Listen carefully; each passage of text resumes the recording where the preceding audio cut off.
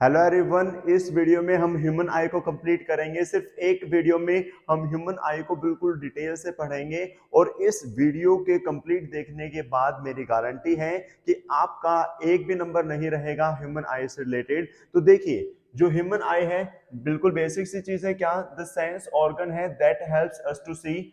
एक ये sense organ है जिससे हम क्या देख सकते हैं। आगे, located in I socket in school. कहाँ होता है? जो आई सॉकेट होता है वहां पर, स्कल में। Next, diameter of eye ball. ये कई बार पूछा जाता है, तो डायमीटर कितना होता है? 2.3 सेंटीमीटर। जो आपकी आई बॉल है इसका डायमीटर कितना होता है? 2.3 सेंटीमीटर। नेक्स्ट देखिए, पार्ट्स ऑफ ह्यूमन आई। तो अलग अलग पार्ट होंगे, डायग्राम में भी पढ़ेंगे, लेकिन पहले वैसे देख लेते हैं। Cornea, it is the outmost transparent part, it provides most of the refraction of light. देखिए, जो हमारी आंख का बिल्कुल बाहर वाला हिस्सा है जिसको हम क्या कर सकते हैं? टच कर सकते हैं। उस पार्ट को क्या कहा जाता है? कॉर्निया कहा जाता है। क्या कहा जाता है? कॉर्निया। तो जो आउटरमोस्ट लेयर है जो हमारी आंख को प्रोटेक्ट करती है और ट्रांसपेरेंट भी होती है, ये तो ये आपकी कॉर्निया है। उसके बाद lens, it is composed of a fibrous jelly like material. जो हमारे आंख की लेंस है वो फाइब्रस होती है और jelly like material provides the focused real and inverted images of the object on the retina. और हमें मतलब इमेज प्रोवाइड करती हैं। जो इमेज कहाँ बनती है? रेटिना पर बनती है। और याद रहे, जो इमेज बनती है उसका नेचर कैसा होता है? Real and inverted. जो नेचर होता है इमेज का वो हमेशा कैसा होता है? Real and inverted. तो ये क्वेश्चन कई बार सीबीएसई ने पूछा है कि हमारी आंख से जो इमेज बनती है उसका नेचर क्या रहेगा? तो उसका नेचर क्या हो जाएगा? Real and inverted. आगे देखिए, और लेंस कौन सी यूज होती हैं? तो लेंस आपके कन्वेक्स लेंस होती हैं। आपकी आंख में कौन सी लेंस होती है? कन्वेक्स लेंस, जो कि कुछ ऐसी होती है। हमने लाइट चैप्टर में पढ़ा था डिटेल से, वही। This is a convex lens that converges light at retina. ये एक कन्वर्जिंग लेंस है जो लाइट को कहां कन्वर्ज कर देती है? रेटिना पर। नेक्स्ट है iris, it is a dark muscular diaphragm that controls the size of प्यूपिल। जो डार्क कलर का होता है वो उसके साइज को क्या करती है? कंट्रोल करती है। यानी कि जो प्यूपिल है डार्क कलर का, ब्लैक कलर का, इसके साइज को कंट्रोल करती है। अब आप कहेंगे सर कंट्रोल कैसे करती हैं? देखिए, जो प्यूपिल है उसका साइज इंक्रीज भी होता है और डिक्रीज भी होता है। अब ये इंक्रीज डिक्रीज कब होगा? जब लाइट रे कम एंटर कर रही है तो इसका साइज बड़ा हो जाता है ताकि ज्यादा लाइट रे एंटर कर पाए और हम चीजों को ज्यादा देख पाए। तो जब हम एक अंधेरे रूम में जाते हैं, भाई पहले बाहर थे, एकदम से अंधेरे रूम में जाएंगे तो हमें स्टार्टिंग में कुछ भी नहीं दिखता, लेकिन धीरे धीरे फिर हमें चीजें दिखने लग जाती हैं। तो जो प्यूपिल है उसका साइज धीरे धीरे आपका बड़ा होता है और फिर हम चीजों को अच्छे से देख पाते हैं। तो प्यूपिल का साइज इंक्रीज डिक्रीज करने में आइरिस हेल्प करता है। इतना क्लियर? ऐसे ही अगर हम नूब में जाते हैं तो हमारी आंखें एकदम से बंद हो जाती है। कहीं भी लाइट अगर ज्यादा है तो हमारी आंखें एकदम से बंद हो जाएंगी। बंद हो जाएगी यानी कि वो प्यूपिल का साइज क्या कर देती है? डिक्रीज। अगर डिक्रीज करेगी तो कम लाइट रे अंदर एंटर कर पाएगी, तो प्यूपिल का साइज इंक्रीज डिक्रीज करने में हेल्प करता है। वही प्यूपिल, it is the window of the I, it is the central part aperture in iris. Iris के बीच का जो बिल्कुल बीच वाला पार्ट है उसको क्या कहा जाता है? Pupil. It regulates and controls the amount of light entering the eye. ये क्या करता है? रेगुलेट करता है और कंट्रोल करता है हमारी आंख में जितनी भी लाइट एंटर कर रही है उसको। Next, retina, it is a delicate membrane having enormous number of light sensitive sales. यहाँ पर लाइट सेंसिटिव सेल्स होते हैं और रेटिना पर ही इमेज बनती है। इमेज कहाँ बनती है? रेटिना पर बनती है। उसके बाद far point, the maximum distance eight which object can be seen clearly is far point of the I. For normal adult I it's value is infinity. Far point क्या होता है? कि हम कितनी दूर तक देख सकते हैं। देखो, पास में तो सबसे जो least distance of distinct vision है वो आपका कितना होता है? 25 सेंटीमीटर। तो एक ह्यूमन नॉर्मल आई 25 सेंटीमीटर से लेकर कहां तक देख सकते हैं? इंफिनिटी तक। अब आप कहोगे सर इंफिनिटी तक कैसे? जिसे हम सन को देख लेते हैं, स्टार्स को देख लेते हैं तो वो कहाँ हैं, बहुत ज्यादा दूर हैं। तो इसलिए हम क्या कह सकते हैं, हमारी जो ह्यूमन आई है उसकी रेंज क्या होती है 25 सेंटीमीटर से लेकर इंफिनिटी तक। यानी कि अगर कोई भी ऑब्जेक्ट है 25 सेंटीमीटर है तो हमें क्लियरली दिखेगा, अगर इसके पास आएगा तो वो क्लियरली नहीं दिखता ज्यादा। कई बच्चे जो होते हैं उनको बचपन में ही चश्मे लग जाते हैं। कारण क्या होता है, जब वो पढ़ाई करते हैं तो वो नोटबुक को बिल्कुल पास लेके तब पढ़ते हैं, जिससे 25 सेंटीमीटर डिस्टेंस नहीं होता और धीरे धीरे जो list distance of distinct vision है वो बिगड़ जाता है और बच्चे फिर अच्छे से नहीं देख पाते हैं। तो ये प्रॉब्लम होती है। तो आप लोगों को इस चीज का ध्यान रखना चाहिए कि जब आप पढ़ रहे हो या फोन यूज कर रहे हो तो एटलीस्ट 25 सेंटीमीटर से दूर तो होना ही होना चाहिए। अगर वो थोड़ा दूर है तो आप उस चीज को अच्छे से पढ़ भी पाएंगे और आपकी आंखें भी खराब नहीं होगी। तो अगर आपको कोई ऐसा बच्चा दिखाई दे जिसके मतलब जो पढ़ते हुए नोटबुक को बिल्कुल पास लेकर आता है, उसको समझाइए, नहीं तो उसको भी चश्मे लग सकते हैं। नेक्स्ट आपका नियर पॉइंट। नियर पॉइंट क्या होता है, वही कम से कम कितनी मतलब बिना किसी स्ट्रेन के हम कम से कम कितने ऑब्जेक्ट को दूर मतलब देख सकते हैं, उसको 25 सेंटीमीटर होता है वो। वही for a normal adult I it's value is 25 centimetre. Range of human vision कितना होता है 25 सेंटीमीटर से लेकर इंफिनिटी तक। अकोमोडेशन ऑफ आई क्या है, देखो प्यूपिल का साइज इंक्रीज डिक्रीज होता है, या फिर हम क्या कह सकते हैं the ability of the eye lens to adjust its focal length is called accommodation. भाई जो आई लेंस है उसका साइज चेंज करना, साइज इन द सेंस उसकी फोकल लेंथ को एडजस्ट करना। आपने सुना होगा कि आपकी आंखों से ज्यादा बेहतर कैमरा नहीं हो सकता। क्यों? क्योंकि इसकी जो फोकल लेंथ है ना वो हम किसी भी तरीके से एडजस्ट कर सकते हैं। अब जैसे मैं कैमरे को देख रहा हूं तो बाकी सारी चीजें ब्लर हैं, और अगर मैं साइड में देखूंगा तो अब मेरे लिए क्या हो जाएगा, कैमरा ब्लर हो जाएगा। ऐसे ही अगर मैं इस पेन को देखूं तो मेरा फोकस सिर्फ इस पे है और बाकी सारी चीजें ब्लर यानी कि पोर्ट्रेट मोड होता है। और अगर मैं साइड में देखता हूं तो ये पेन मेरे लिए क्या हो जाएगा, ब्लर हो जाएगा।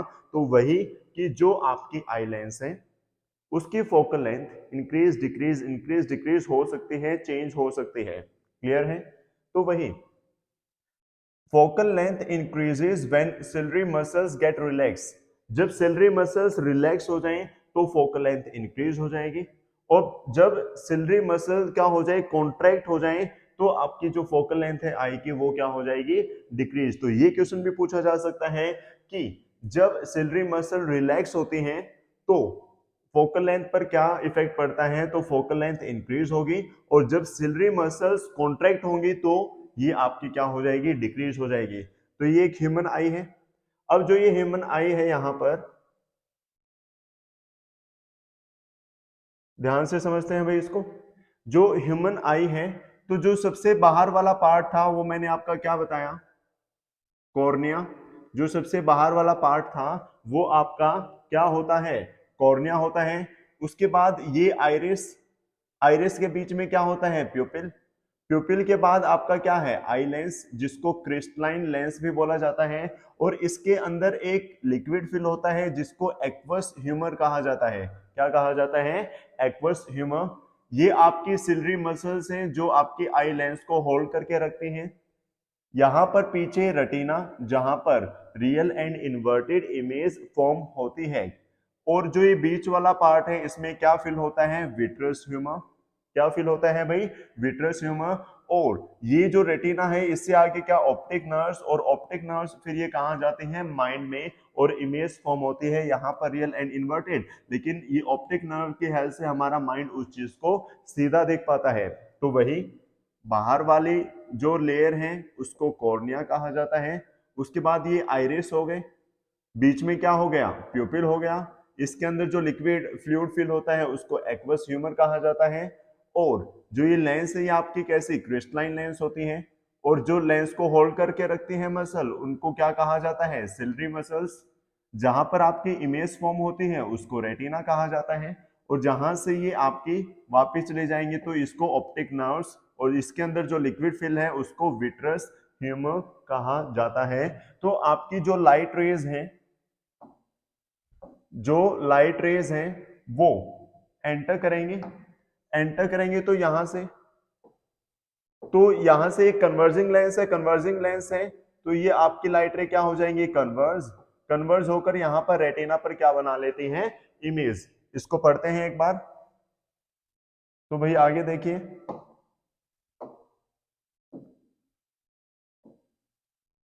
हाँ उसके बाद भाई आंख है, तो हर चीज में कोई ना कोई डिफेक्ट आ जाता है, बीमारी हो जाती है, खराबी हो जाती है, तो आंखें भी तो खराब हो सकती हैं। तो क्या क्या खराबी आ सकती है, मायोपिया, हाइपरमेट्रोपिया, हर एक चीज को बिल्कुल डिटेल में पढ़ेंगे।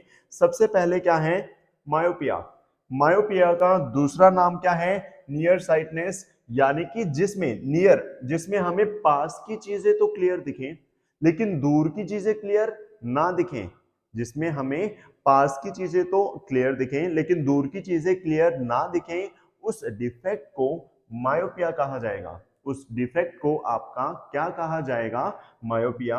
A person, a myopic person can see nearby objects clearly but cannot see distant objects clearly, कि एक ऐसा इंसान जिसको पास की चीजें तो बिल्कुल क्लियर दिखें लेकिन दूर की चीजें ना बाबा ना, बिल्कुल ना दिखे, तो बिल्कुल ना या फिर मतलब धुंधली दिखे तो उसको क्या कहा जाएगा, मायोपिया। क्या हो गया, उसको मायोपिया हो गया।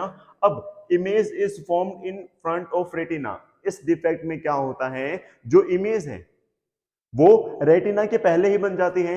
अब मान लो ये आपकी, मान लो आई है, यहां ये लेंस है, तो जो इमेज है वो क्या होगा, रेटिना से पहले ही बन जाएगी। इमेज कहां बनेगी भाई, रेटिना से पहले। अगर वही है रेटिना से पहले बनेगी तो हम ऑब्जेक्ट्स को नहीं देख सकते। अब कारण पूछा जाता है आपसे, मायोपिया का कारण क्या है, हाइपरमेट्रोपिया का कारण क्या है, तो कारण ध्यान से देखें।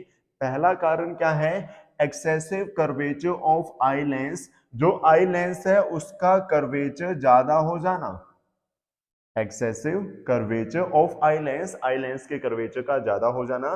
या फिर हम क्या कह सकते हैं, इलोंगेशन ऑफ आई बॉल, कि जो आई बॉल है वो थोड़ी इलोंगेट हो गई, थोड़ी लंबी हो गई, इसकी वजह से भी क्या होता है, ये डिफेक्ट होता है।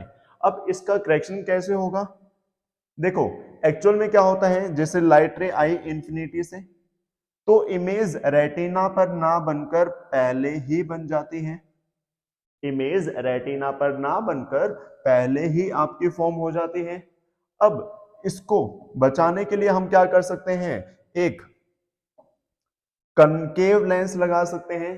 क्या लगाएंगे भाई, कनकेव लेंस। अगर कनकेव लेंस लगाएंगे, आपको पता है कनकेव लेंस क्या होती है, कन्वर्जिंग, ये लाइट को यहां से कन्वर्ज करेगी, कन्वर्ज करेगी तो ये कन्वेक्स लेंस दोबारा से इसको कन्वर्ज करेगी, तो ये यहां पर आकर मिलेगा, मिलेगा या नहीं। तो आपसे क्वेश्चन पूछा जाएगा, which lens is use to correct myopia, कि मायोपिया को करेक्ट करने के लिए किस लेंस का यूज होता है।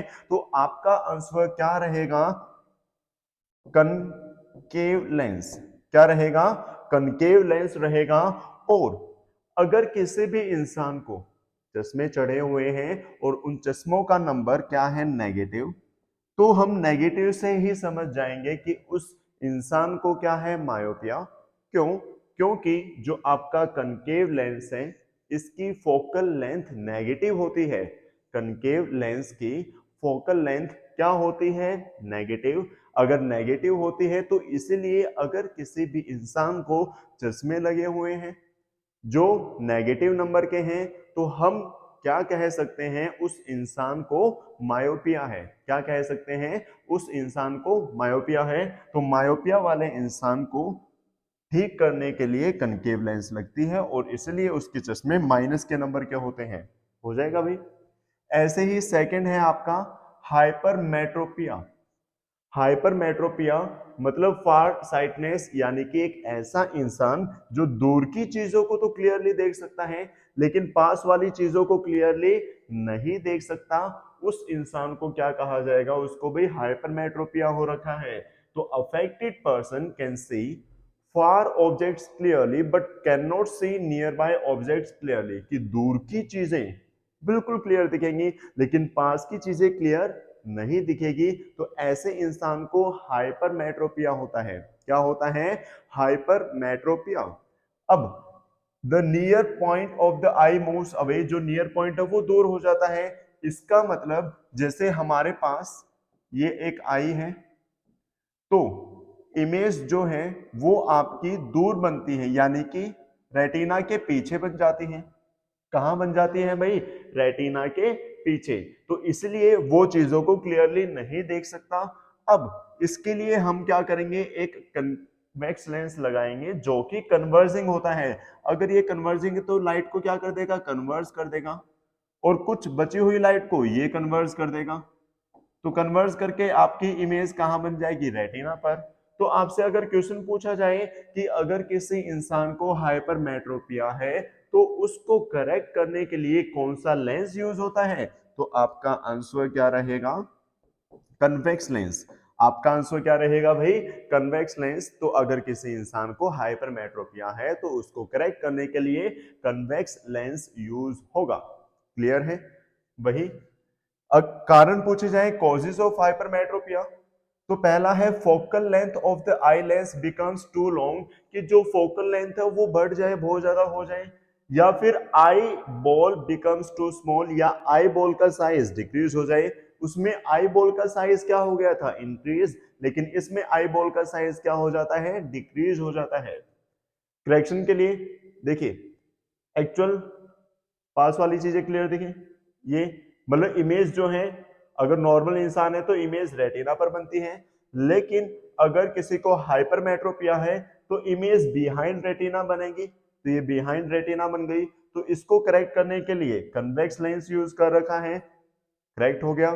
समझ में आया भाई? यही चीज मैंने आपको समझाई थी। आगे देखिए, प्रेस बायोपिया। प्रेस बायोपिया क्या होता है? Old age hypermetropia. अब इसका मतलब क्या होगा? देखो सर, ओल्ड एज से तो हमने समझा कि बुढ़ापा, बुढ़ापे में जो चीज होती है, तो वही it is the defect of vision due to which an old person can not see the nearby objects clearly due to loss of power of accommodation of eye, कि किसी भी इंसान को मतलब बूढ़ा हो गया तो उसको पास वाली चीजें क्लियरली नहीं दिखती, पास वाली चीजें क्लियरली नहीं दिखती, because of loss of accommodation of eye, कि जो पावर ऑफ अकोमोडेशन है वो कम हो जाती है, या फिर यानी कि जो फोकल लेंथ एडजस्ट करने की क्षमता होती है आई लेंस की, वो धीरे धीरे क्या हो जाती है? कम हो जाती है। तो the near point of the old person having presbyopia gradually recedes and becomes much more than 25 centimetre. आपने किसी बूढ़े इंसान को देखा होगा, अगर फोन में देख रहा है तो वो ऐसे नहीं देखता, या नोटबुक है या कोई चीज पढ़ रहा है तो वो नॉर्मल नहीं पढ़ेगा, वो थोड़ा दूर लेके जाके पढ़ेगा, और फिर हाँ अब दिखाई दिया, ऐसे ही बोलता है भाई। कोई भी अखबार है, न्यूज़पेपर लिया, बहुत ज्यादा दूर लेके जाके, हाँ चित्र एक नंबर का भाई। तो वही कि अगर कोई इंसान है, ज्यादा एज हो गई, तो उसका जो डिस्टिंक्ट विजन वाला है 25 सेंटीमीटर, ये दूर हो जाता है, दूर हो जाता है, तो वो ऑब्जेक्ट्स को थोड़ा दूर करके देखता है और उसको क्लियर दिखता है। कारण क्या है? Gradual weakening of ciliary muscles. जो सिलरी मसल्स हैं वो थोड़ी वीक हो जाती हैं, तो फोकल लेंथ एडजस्ट होने में थोड़ा बहुत टाइम लगता है। नेक्स्ट आपका diminishing flexibility of eye lens. वही फ्लेक्सिबिलिटी क्या हो जाती है? कम हो जाती है आई लेंस के। करेक्शन के लिए use of convex lens of suitable power हम यूज कर सकते हैं। Sometimes a person may suffer from both. कई बार क्या होता है? मायोपिया भी हो जाता है और हाइपरमेट्रोपिया भी, तो इसमें हम बायफोकल लेंस यूज करेंगे। क्या यूज करेंगे? Bifocal lens. आपने देखा होगा एक आधा टीचर होता है जिनकी एज ज्यादा होती है, तो उनका जो चश्मा होता है उसमें दोनों लेंस यूज होते हैं, पास का देखने के लिए भी और दूर का देखने के लिए भी। जब वो पास देखता है तो नीचे, मतलब चश्मे को नाक पे यहाँ रख के करके रखते हैं तो नीचे देखते हैं, और अगर दूर देखना हो तो यूं टेढ़ी टेढ़ी नजर से देखते हैं। तो वो वही उनकी जो मतलब लेंस है, जो मतलब चश्मे में लेंस यूज हुआ है वो कैसा होता है? बायफोकल, यानी कि दोनों लेंस उसमें यूज होते हैं। नेक्स्ट है advantage of the eyes in front of the face. भाई फेस के फ्रंट में क्यों होती है आईज? ये सोचा हो आपने? तो वही it gives a wider field of view, कि वाइडर व्यू मिलता है। अब आपने कभी सोचा है कि हमारी आंखें दो क्यों होती हैं? हमारी दो आंखें क्यों होती हैं? क्योंकि अगर हम एक से देखेंगे भाई, ये आंखें हो गई, ये इंसान है, नाक हो गया, ऐसे हम बना सकते हैं, ठीक है। ये फेस हो गया, ये मैंने एक कार्टून बना दिया है, ठीक है, ओके। हाँ, तो ये इंसान है, तो जो आंखें हैं वो दो क्यों होती हैं? देखो, अगर एक होगी अपनी, मतलब एक आंख को बंद करके अगर आप देखोगे तो आपको पूरा एरिया नहीं दिखता, नाक बीच में आ जाता है, यानी कि लगभग 135 डिग्री के आसपास हमें दिखता है। लेकिन दो आंख होने की वजह से हमें कितना दिखाई देता है? 180 डिग्री। कितना दिखाई देता है? 180 डिग्री। बल्कि जो लिजर्ड वगैरह होती हैं, छिपकली वगैरह, उनकी आंखें यूं साइड में होती हैं, तो उनको 180 यानी कि ज्यादा एंगल दिखता है। इसलिए अगर मान लो कोई छिपकली है, उधर की तरफ फेस है, आप पीछे से एकदम से मतलब शाणे बन के आओगे और उसको हाथ लगाओगे और वो भग जाएगी। तो भगेगी क्यों? क्योंकि उसको ज्यादा एरिया दिखता है, उसका जो एरिया है वो वाइड होता है, इसलिए वो पीछे की चीजें भी देख सकती है। इसलिए ज्यादा चालाक बनने की कोशिश ना करें। हाँ, वही कि इससे क्या होता है, वाइडर फील्ड मिलती है हमें, ज्यादा दूर तक का दिख पाता है। तो 180 डिग्री हम देख सकते हैं। It enhances the ability to detect faint object, और एक एक्यूरेसी आती है। अगर मान लो ये पेन है और एक आंख से मैं देखूं और मतलब कोई सुई वगैरह यहाँ लेके आऊं, इस पे, इसके टिप पे टच करूं, या मैं दो पेन ले लूं और उनको आपस में मिलाऊं, तो वो नहीं मिलेंगे। क्यों? एक्यूरेसी नहीं रहती। लेकिन अगर दो आंखें हैं तो पॉइंट क्या हो जाएगा? बिल्कुल एक्यूरेट हो जाएगा। और एक चीज और, कई बच्चे ये भी सोचते हैं कि सर अगर दो आंखें हैं तो हमें चीजें दो दो डबल डबल क्यों नहीं दिखाई देती? क्योंकि मूर्ख, ये तो देखो, ऑब्जेक्ट तो एक ही है, एक चीज दो थोड़ी ना दिखेंगी। तो इससे भी यही दिख रहा है, इससे भी दिख रहा है, तो है तो एक ही चीज, तो एक ही दिखाई देगी। क्लियर है? उसके बाद refraction through a glass prism. अब ये ग्लास प्रिज्म क्या होता है? आपने फिजिक्स के लैब में देखा होगा, एक ट्रायंगुलर जैसे शेप का ये ग्लास होता है, ठीक। ए बी सी मैंने मान लिया। यहां पर जो ये वाला एंगल है इसको कहा जाता है एंगल ऑफ प्रिज्म। इसको क्या कहा जाता है भाई? आपका एंगल ऑफ प्रिज्म। अब यहां से लाइट रे आपकी आई, ये आपका क्या है? नॉर्मल ड्रॉ हो गया। तो नॉर्मल के साथ जो इंसिडेंट रे है एंगल बनाएगी, उसको एंगल आई कहा जाता है। क्या कहा जाता है भाई? एंगल आई। अब जब लाइट रे यहाँ रेयरर मीडियम है, ये डेंसर मीडियम है, अगेन रेयरर हो गया। तो जब लाइट रे रेयर से डेंसर की तरफ आएगी तो बैंड टुवर्ड्स नॉर्मल, तो ये नॉर्मल की तरफ बैंड हो गई। क्या हुआ भाई? नॉर्मल की तरफ बैंड हो गई। अब यहां पर अगेन नॉर्मल ड्रॉ कर दिया मैंने, तो ये इंसिडेंट एंगल हो जाएगा इसका। और जब रे डेंसर से रेयरर की तरफ जाएगी तो बैंड अवे फ्रॉम नॉर्मल, तो ये अवे फ्रॉम नॉर्मल बैंड हो गई। तो ये आपकी कौन सी रे होती है? इमर्जेंट रे। क्या होती है भाई? इमर्जेंट रे। और एंगल क्या हो जाएगा? Angle of emergence. ये क्या होगा आपका? Angle of emergence. अब देखिए, एक्चुअल में आपकी लाइट रे जानी चाहिए थी ऐसे, लेकिन गई कहां से? यहां से। तो इतना एंगल क्या हुआ है? डिफ्लेक्ट। इसको क्या कहा जाएगा? Angle of deviation. इसको क्या कहा जाता है? आपका एंगल ऑफ डेविएशन कहा जाता है। यानी कि लाइट रे आपकी जानी थी यू, तो इतना डेविएट हो गई। इतना क्या हो गई? डेविएट हो गई। तो इसलिए इसको क्या कहा जाता है? एंगल ऑफ डेविएशन कहा जाता है। तो उम्मीद है ये वाला डायग्राम आपको अच्छे से समझ में आ गया। एक्चुअल में है क्या? तो वही एंगल ऑफ डेविएशन, लाइट रे जानी चाहिए थी यूं, लेकिन यूं चली जाती है। तो जितना आपका ये चेंज हो गई, जितना पाथ इसने चेंज किया, जितना एंगल से चेंज किया, उसको ही क्या कहा जाएगा? Angle of deviation. अब देखिए, एक होता है आपका dispersion of light. Dispersion of light क्या है भाई? एक व्हाइट लाइट है, तो वो उसके 7 कंस्टिट्यूएंट कलर्स में डिवाइड हो जाती है, जो आपका विबग्योर होता है।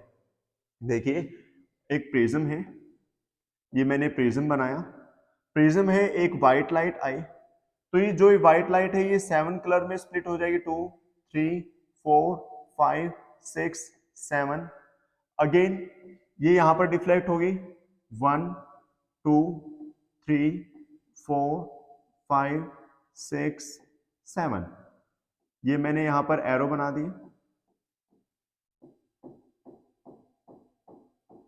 तो यहां पर ये जो कलर है आपके विबग्योर, VIBG, विबग्योर, वही red, orange, yellow, green, blue, indigo, violet. क्या? Red, orange, yellow, green, blue, indigo and violet. तो ये आपके 7 सब्स्टिट्यूएंट कंस्टिट्यूएंट कलर्स होते हैं, जिसमें व्हाइट लाइट आपकी क्या हो जाती है? स्प्लिट हो जाती है। तो इसके स्प्लिट होने को ही क्या कहा जाता है? Dispersion of light. क्या कहा जाता है बेटा? Dispersion of light. तो डिस्पर्जन ऑफ लाइट क्या होता है? Splitting of white light into its 7 constituent colours. अब यहां पर ये लाइट एक्चुअल में जानी चाहिए थी ऐसे ही अगर प्रिज्म नहीं होता, लेकिन ये इतना क्या हो गई? डिफ्लेक्ट हो गई। तो इसी को क्या कहा जाता है? Angle of deviation. क्या कहा जाएगा भाई? Angle of deviation. तो सबसे कम डेविएट कौन सा कलर हुआ? ये रेड वाला। और सबसे ज्यादा डेविएट कौन सा हुआ? वॉयलेट वाला। तो वॉयलेट वाला सबसे ज्यादा डेविएट हुआ और रेड वाला सबसे कम डेविएट हुआ।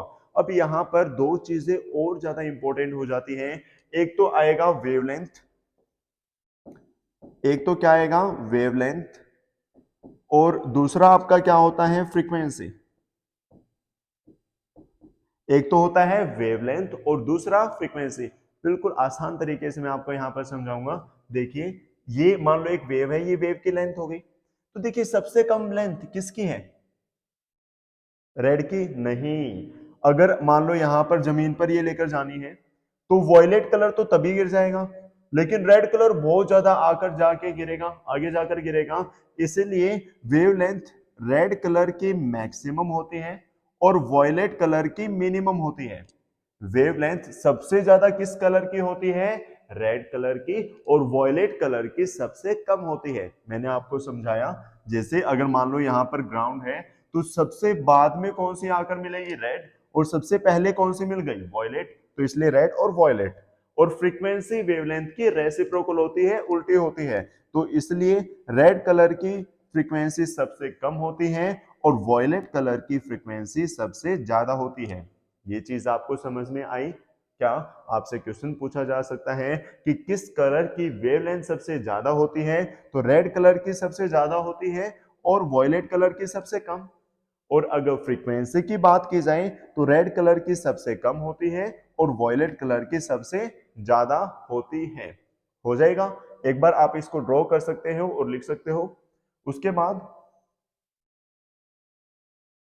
वही when white light is passed through a glass prism, it splits into its 7 constituent colors to form a band of 7 colors। कि जब white light को एक प्रिज्म से पास कराया जाता है तो वो उसके 7 constituent colors में डिवाइड हो जाती है। और इस फिनोमिनन को क्या कहा जाता है? डिस्पर्जन। इस फिनोमिना को क्या कहा जाएगा? डिस्पर्जन ऑफ लाइट कहा जाएगा। नेक्स्ट आपका अक्रोनिम, वही क्या क्या कलर होंगे? विबग्योर कलर होंगे। Angle of deviation directly proportional नहीं, इनवर्सली प्रोपोर्शनल है किसके? वेवलेंथ के। Red is the least deviated, red सबसे कम डेविएट हुआ और वॉयलेट कलर सबसे ज्यादा डेविएट हुआ।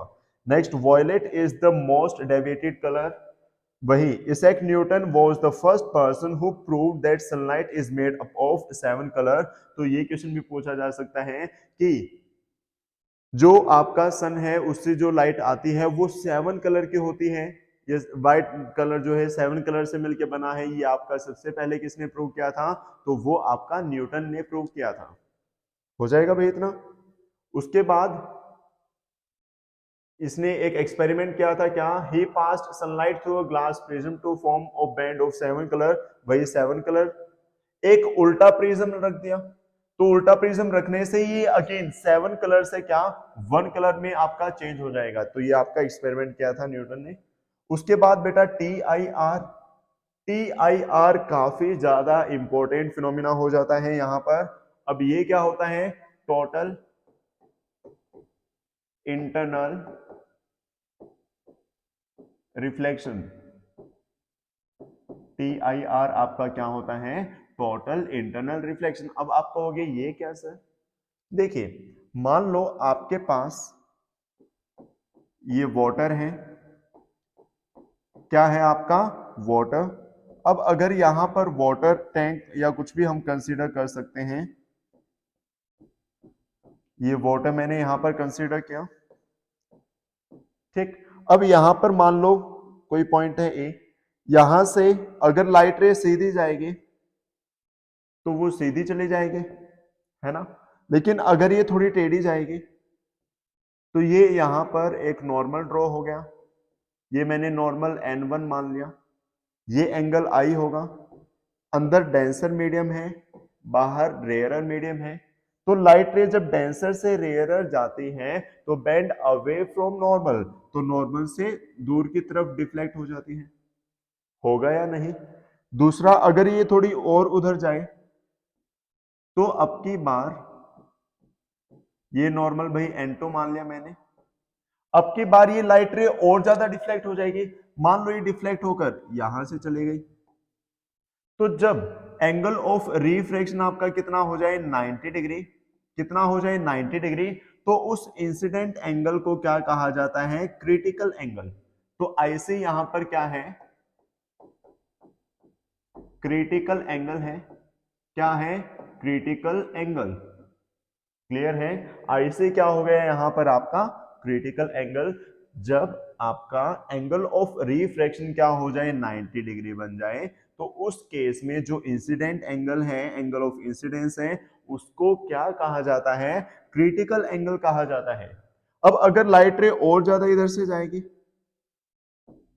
तो देखो ये डेविएट हुई, ये और डेविएट हुई, तो ये और ज्यादा डेविएट हो जाएगी, और ज्यादा मतलब ये इसी चीज में वापस आ जाएगी, इसी मीडियम में क्या हो जाएगी, वापस आ जाएगी। तो यहां पर हम क्या कह देंगे, क्या हो गया, TIR। TIR बोले तो टोटल इंटरनल रिफ्लेक्शन, क्या हो गया भाई, टोटल इंटरनल रिफ्लेक्शन।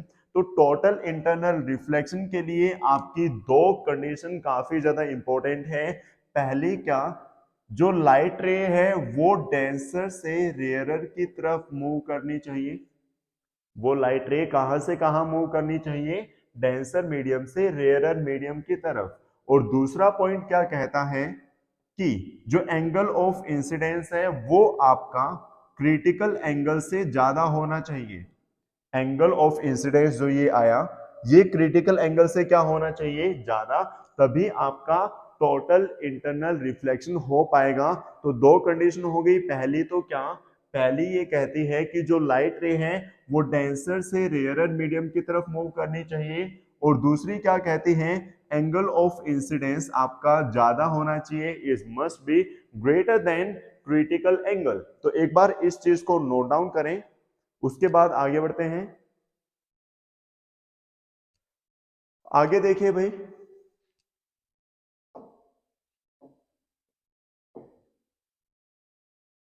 वही critical angle, the angle of incidence for which the angle of refraction is 90 degree.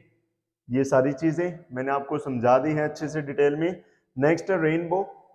तो रेनबो क्या है, it is a natural phenomena या spectrum appearing in the sky after rain showers. Rain shower के बाद जो बाद में हमें 7 कलर दिखते हैं वो आपका रेनबो कहलाता है। Rainbow is observed in the direction opposite to the sun. कि रेनबो देखने के लिए हमारे पास नेसेसरी कंडीशन क्या होनी चाहिए कि जब हमें रेनबो देखना है तो जो सन है वो हमारी पीठ पीछे होना चाहिए, तभी हमें रेनबो दिखाई देगा, अदरवाइज रेनबो हमें नहीं दिखाई दे सकता। तो रेनबो हमेशा सन से अपोजिट होता है, यानी कि वो देखने के लिए हमारी पीठ सन की तरफ होनी चाहिए। तो इसमें एक्चुअल में क्या होता है, सनलाइट आई वाटर ड्रॉप में या रेन ड्रॉप हम कह सकते हैं, यहाँ पर रिफ्रैक्शन हुआ, यहाँ पर TIR हुआ और यहाँ पर रिफ्रैक्शन हुआ।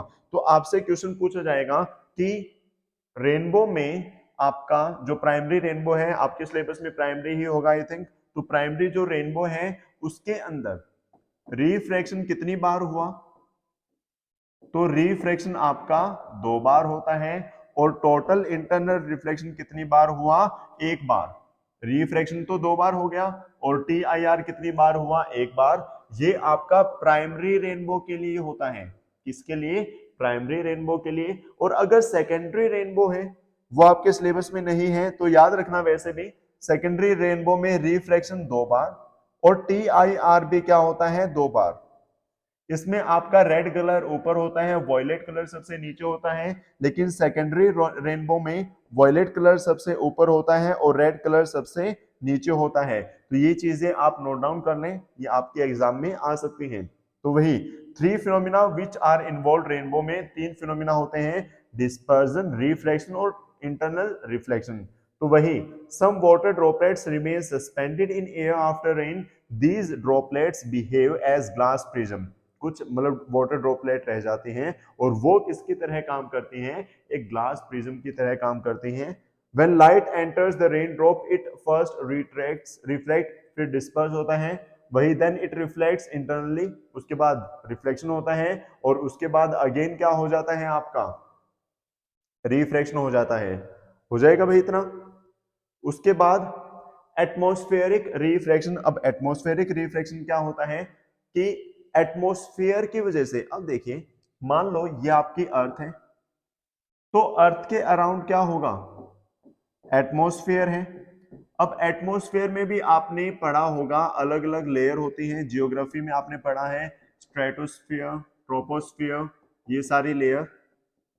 तो हर लेयर की डेंसिटी क्या होती है? अलग। आप देखोगे तो जो ये अर्थ है, अर्थ के पास, अर्थ के सरफेस के पास डेंसिटी क्या होती है? मैक्सिमम। ऊपर जाएंगे तो रेयर रेयर रेयर होती जाएगी, यानी कि यहां पर ज्यादा डेंसर होता है, फिर रेयरर, फिर रेयरर, फिर रेयरर।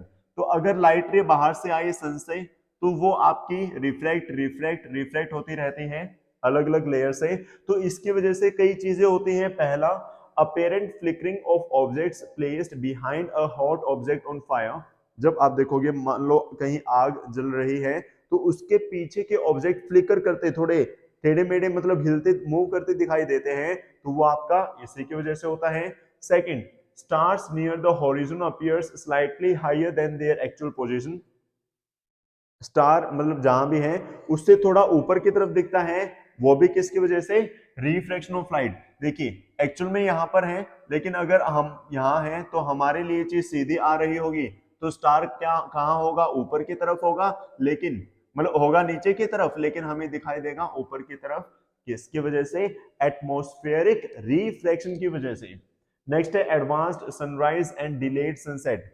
हमारे दिन के 4 मिनट बढ़ जाते हैं, 2 सनराइज में और 2 सनसेट में। तो ये भी आपका किसकी वजह से होता है? रिफ्लेक्शन ऑफ लाइट की वजह से होता है। अब आप कहोगे सर ये कैसे? तो वही एक्चुअल में मान लो सन यहां पर है, लेकिन वो हमें यहां दिखाई देगा। ऐसे सनसेट में होगा यहां पर, लेकिन दिखाई देगा यहां पर। तो ये 2 मिनट का डिले यहां पर और 2 मिनट की एडवांसमेंट यहां पर, तो इसीलिए दिन के 4 मिनट बढ़ जाते हैं आपके एटमॉस्फेरिक रिफ्लेक्शन की वजह से। नेक्स्ट है twinkling of stars. Stars actual में ट्विंकल नहीं करते हमें, लेकिन ट्विंकल होते दिखाई देते हैं, क्योंकि यहाँ जो एटमॉस्फेयर है इसमें गैसेस मूव करती रहती हैं, हवा मूव करती रहती है, गैसेस मूव करती रहती हैं, तो डेंसिटी चेंज होती रहती है, चेंज होती रहती है, इसलिए चीजें क्या होती हैं? फ्लिकर करती दिखाई देती हैं। वही हर एक का रीजन दे रखा है इसने। स्टार एक्चुअल में होता यहाँ पर है, हमें वहां पर दिखाई देगा, ये चीज मैंने आपको बताई।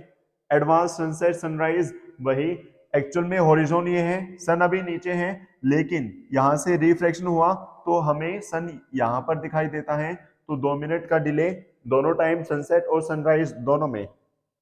नेक्स्ट ट्विंकलिंग ऑफ स्टार्स, ये भी आपका इसी की वजह से। पढ़ लोगे भाई? Scattering effect. स्कैटरिंग इफेक्ट का मतलब क्या है कि जो लाइट रे है ना वो स्कैटर हो जाती है। आपने देखा होगा अगर मान लो कोई रूम बिल्कुल बंद है और उसमें एक छोटी सी खिड़की है और वहां से लाइट रे आ रही है, तो वो आपकी स्कैटर हो जाती है, यानी कि बीच में जो पार्टिकल्स है, थोड़े थोड़े पार्टिकल्स से जीव जंतु से मूव करते दिखाई देते हैं, वो स्कैटरिंग ऑफ लाइट की वजह से। या फिर आपने मूवी या गाने देखे होंगे, मान लो कोई जंगल है, बड़े बड़े पेड़ हैं, तो वहां पर रोशनी नहीं होती, लेकिन जिस भी एरिया से लाइट आएगी तो वो स्कैटर होती दिखाई देती है, तो वही का होता है spreading of light in various direction by colloid particles.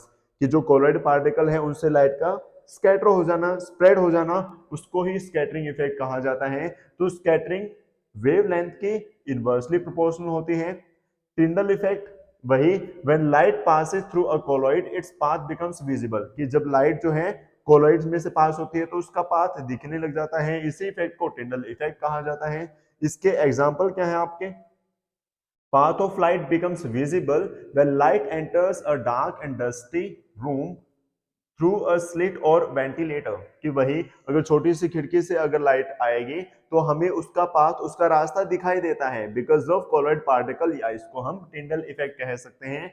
या path of light becomes visible when light passes through dense canopy of trees in a forest, कि जंगल में भी ऐसा होता है, बहुत सारे पेड़ हैं, वहां पर अगर थोड़ी सी लाइट आएगी तो उसका पाथ, उसका रास्ता हमें दिखाई देगा टिंडल इफेक्ट की वजह से।